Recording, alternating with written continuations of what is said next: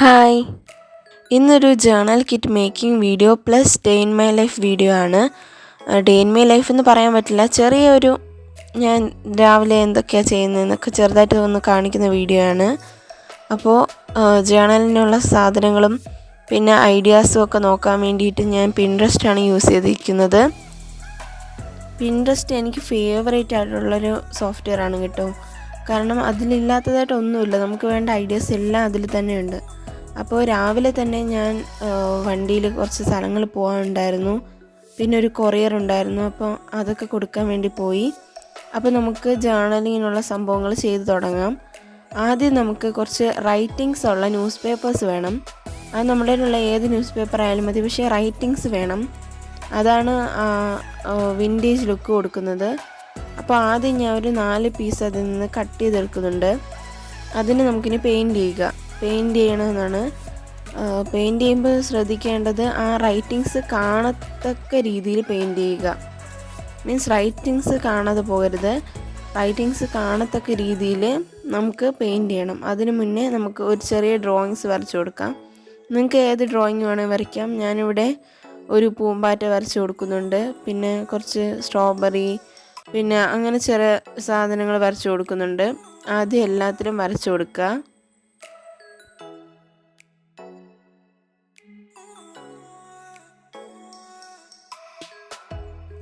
വരയ്ക്കുമ്പോൾ പടരുന്ന കളേഴ്സ് ഒന്നും എടുക്കാതിരിക്കാൻ നോക്കണം, കാരണം ഇതിൻ്റെ മീതെയാണ് നമ്മളിനി പെയിൻറ്റ് ചെയ്യാൻ പോകുന്നത്.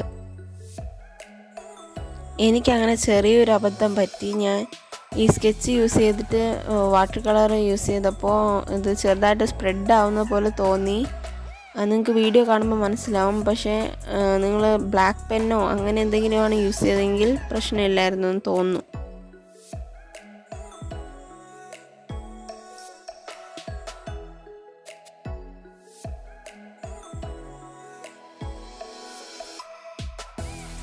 മാക്സിമം ക്യൂട്ടായിട്ടുള്ള കുറച്ച് സാധനങ്ങൾ വരയ്ക്കാൻ ഞാൻ ശ്രമിച്ചിട്ടുണ്ട്. അത് എത്രത്തോളം ക്യൂട്ടായെന്നറിയില്ല, പക്ഷേ എന്നാലും എനിക്ക് നന്നായിട്ട് ഇഷ്ടപ്പെട്ടു.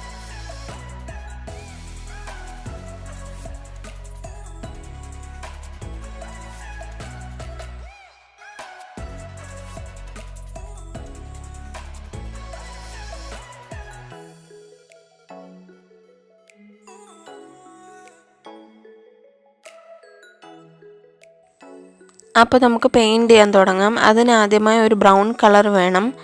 ബ്രൗൺ കളർ ഞാനിപ്പോൾ ഗോഷെ പെയിൻ്റാണ് എടുത്തിരിക്കുന്നത്. പക്ഷേ അതില്ലെങ്കിൽ വാട്ടർ കളറോ അതല്ലെങ്കിൽ സ്കെച്ച് എടുക്കാൻ പറ്റില്ല, കാരണം നമുക്ക് ട്രാൻസ്പെറൻറ്റ് പേപ്പറാണ് വേണ്ടത്. അപ്പോൾ ഞാൻ ആദ്യം കളർ ചെയ്തപ്പോൾ ട്രാൻസ്പെറൻറ്റ് വന്നില്ല. പിന്നെ ഞാൻ ശ്രമിച്ചു ട്രാൻസ്പെറൻറ്റ് ചെയ്യാൻ വേണ്ടിയിട്ട്. അതിനായി വെള്ളം ആഡ് ചെയ്താൽ മാത്രം മതി, വാട്ടർ കളർ ആയതുകൊണ്ട് വെള്ളം ആഡ് ചെയ്താൽ മതി. അപ്പോൾ നമ്മുടെ സ്റ്റാമ്പ്സ് റെഡി ആയിട്ടുണ്ട്. ഇനി അടുത്തതായിട്ട് നമുക്ക് പാറ്റേൺസ് പേപ്പേഴ്സ് വേണം. പാറ്റേൺ പേപ്പേഴ്സിനായിട്ട് നമുക്ക് ഒരു ന്യൂസ് പേപ്പർ എടുത്തിട്ട് അതിൽ റൈറ്റിങ്സ് കാണാത്ത രീതിയിൽ നമുക്ക് ആഡ് ചെയ്ത് കൊടുക്കണം, കളർ ആഡ് ചെയ്ത് കൊടുക്കണം.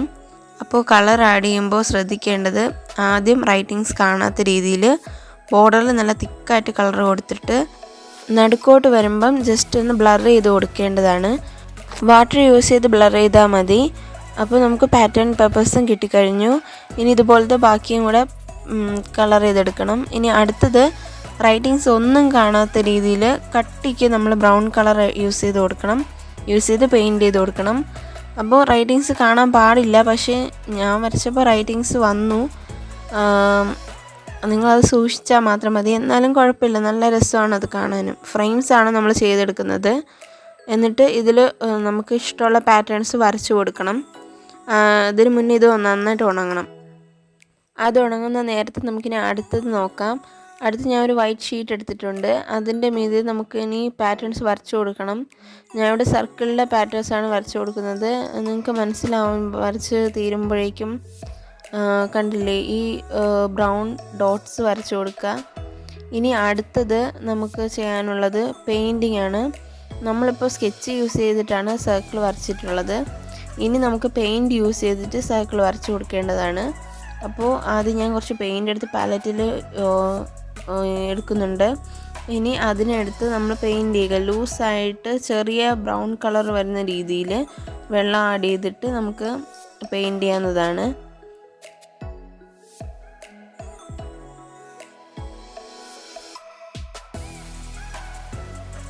നമുക്കിനി ഇതിൻ്റെ മീതെ ഡ്രോയിങ്സ് ചെയ്യാനുണ്ട്. ലീവ്സും ഡൂഡിൽസും ഒക്കെ വരച്ച് കൊടുക്കണം. അതിനാണ് ഞാൻ ലൈറ്റായിട്ട് കളർ എടുക്കാൻ പറഞ്ഞിരിക്കുന്നത്. ഇതിന് ഉണങ്ങിയതിന് ശേഷം നമുക്കിനി ഇതിലോട്ട് ഡ്രോയിങ്സ് വരയ്ക്കാവുന്നതാണ്.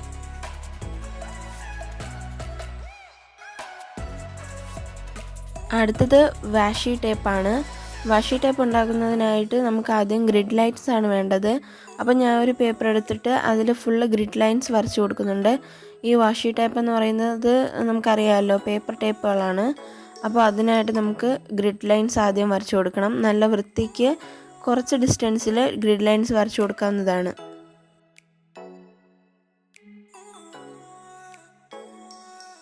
അപ്പോൾ നമ്മൾ ഗ്രിഡ് ലൈൻസ് വരച്ച് കഴിഞ്ഞു. ഇനി അത് കട്ട് ചെയ്തെടുക്കണം. അത്രയേ ഉള്ളൂ പണി. അപ്പോൾ നമ്മുടെ വാഷി ടാപ്പ് റെഡിയായി. ഇനി അതിന് കളർ ചെയ്ത് കൊടുക്കണം. വേണമെങ്കിൽ മാത്രം കളർ ചെയ്താൽ മതി. കാരണം എനിക്ക് കളർ ചെയ്തപ്പോൾ അത്ര ഇഷ്ടപ്പെട്ടില്ല.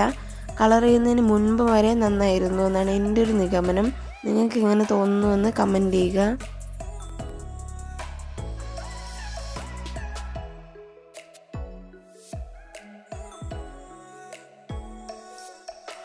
പിന്നെ കളർ ചെയ്ത് കഴിയുമ്പോൾ ഒരു വിൻറ്റേജ് ലുക്കൊക്കെ വരുന്നുണ്ട്. എന്നാലും എനിക്ക് കളർ ചെയ്യാതിരുന്നപ്പോൾ ഉള്ള ടേപ്പാണ് ഇഷ്ടപ്പെട്ടത്. അതുകൊണ്ട് ഞാൻ വീണ്ടും കളർ ചെയ്യാതെ ഒരെണ്ണം വരച്ചിട്ടുണ്ട്.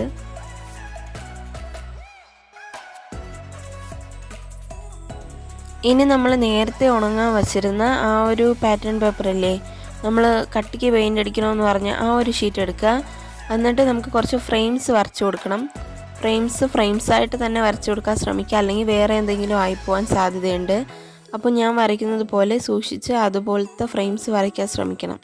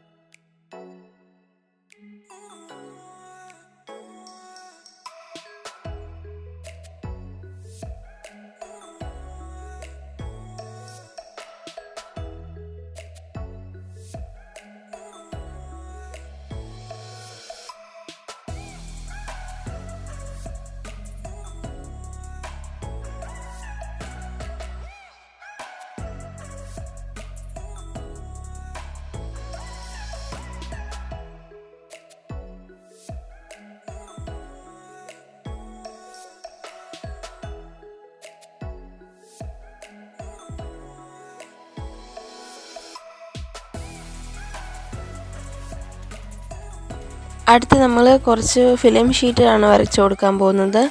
അതിനാണ് നമുക്കൊരു സ്ക്വയർ പേപ്പർ വേണം. അതിൽ ഞാൻ വരയ്ക്കുന്ന പോലെ ലൈൻസും ഗ്രിഡ്സും വരച്ചു കൊടുക്കേണ്ടതാണ്. അപ്പോഴേക്കും നമുക്ക് ഫിലിം പേപ്പർ കിട്ടും. അപ്പോൾ ഞാൻ വരയ്ക്കുന്നത് പോലെ വരച്ചു കൊടുക്കുക.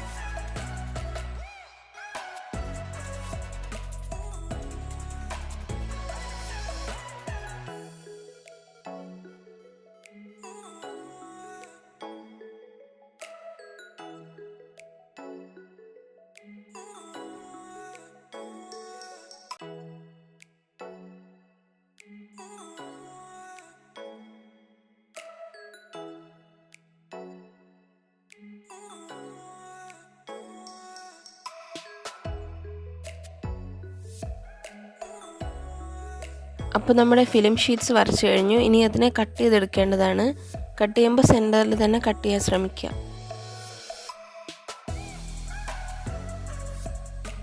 ഇനി അടുത്ത് നമ്മൾ നേരത്തെ തന്നെ വരച്ച് വെച്ചിരുന്ന പെയിൻറ്റ് ചെയ്ത് വെച്ചിരുന്ന പേപ്പേഴ്സ് എടുക്കുക. അത് നമ്മൾ തോന്നുന്നത് പോലെ വരച്ച് കൊടുക്കേണ്ടതാണ്. സത്യം പറഞ്ഞാൽ തോന്നിയത് പോലെ തന്നെയാണ് ഞാൻ വരയ്ക്കുന്നത്. എനിക്കിഷ്ടമുള്ള എന്നല്ല, ചുമ്മാ എനിക്ക് പെട്ടെന്ന് മനസ്സിൽ വന്ന ഡൂഡിൽസൊക്കെ വരച്ച് കൊടുക്കും. നിങ്ങൾക്ക് പിൻട്രസ്റ്റിൽ ഒരുപാട് പെയിൻറ്റിങ്സ് ഡ്രോയിങ്സും ഒക്കെ കിട്ടും.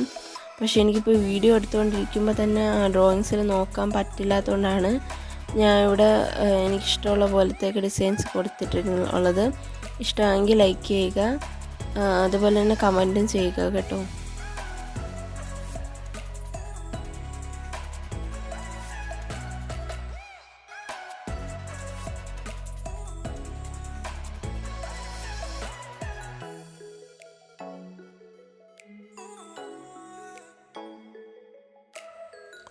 അടുത്തതിനി വളരെ സിമ്പിളായിട്ടുള്ള ഒരു ക്രാഫ്റ്റാണ്. അതായത് നമ്മൾ ജസ്റ്റ് ഒന്ന് ചെറുതായിട്ടൊന്ന് കർസീവിൽ വരച്ചു കൊടുക്കുക.